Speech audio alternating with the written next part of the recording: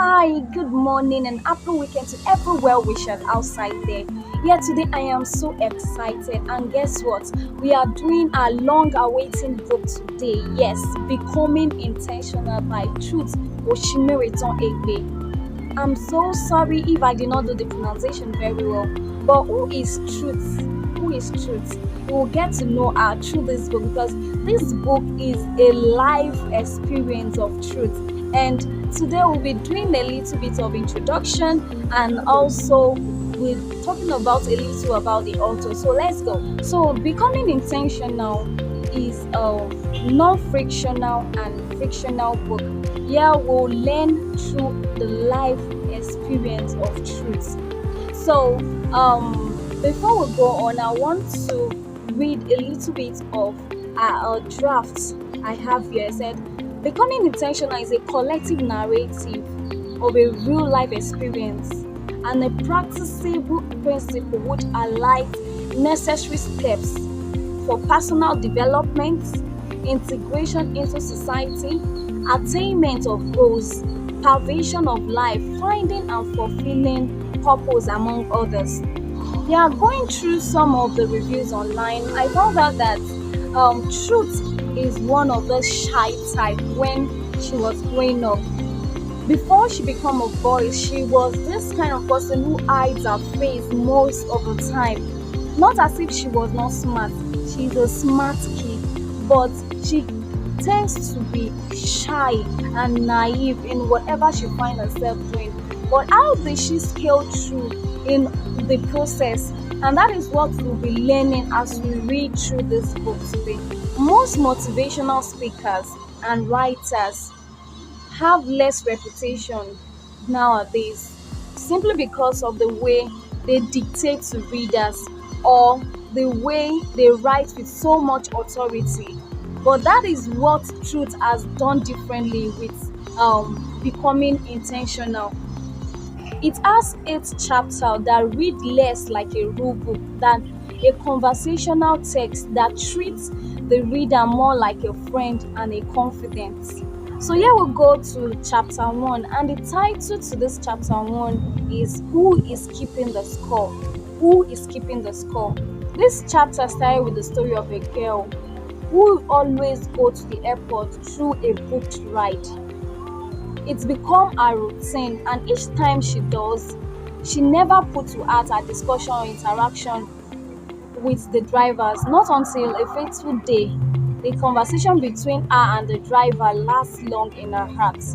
Never further explain how he keeps points on every activity he carries out each day, including his eating, bathing, and every other thing, even sleeping too. Conversation got more interesting when he explained how he's going to lose 3 points for not visiting his pastor for that day, that he will have to read some chapter of the Bible to cover it up. He said that he was on his way going to visit his pastor when a call came in to pick her up to the airport. He explained that at the end of each day, he will add up all the points, all the scores together and analyze how he has performed for each day. So at the end of the month, he plots a graph and examine himself to know where he will perform more. So what's the essence of him gathering all these points? He has been living on this point system for some years now, and each month, each year has been better than the last. Even his romantic relationship, he has been keeping points on it. Areas in which he is not treating his girl well, area in which he is doing much, and so on. So what is his goal for keeping points? His goal was simply to be a better person than yesterday, and that it took very, very, very serious. Before we go further in this, who keep the score or the points in your life? Is it your parents, your pastor, your guardians, your mentor? Is it your friends or you yourself? You see, becoming intentional is a personal journey, and one of the things you have to do is to be honest with yourself.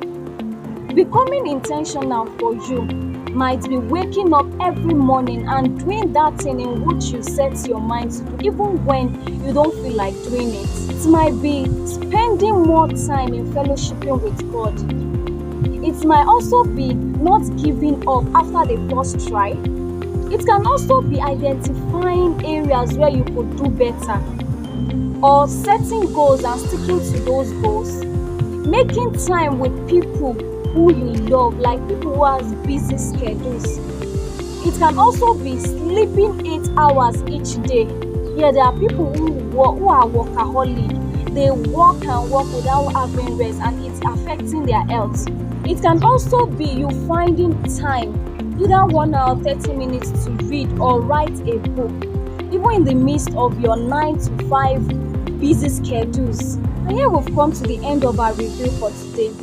Remember, we just said we were doing the introduction and a little dive to chapter 1. Who is keeping the score?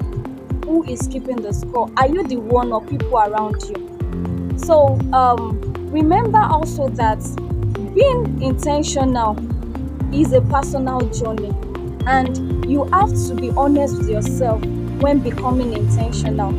The great men and women outside there who are passing through a lot and they've lost the belief in themselves, may you find your God-given place and everything in your life will fall into place in Jesus' name.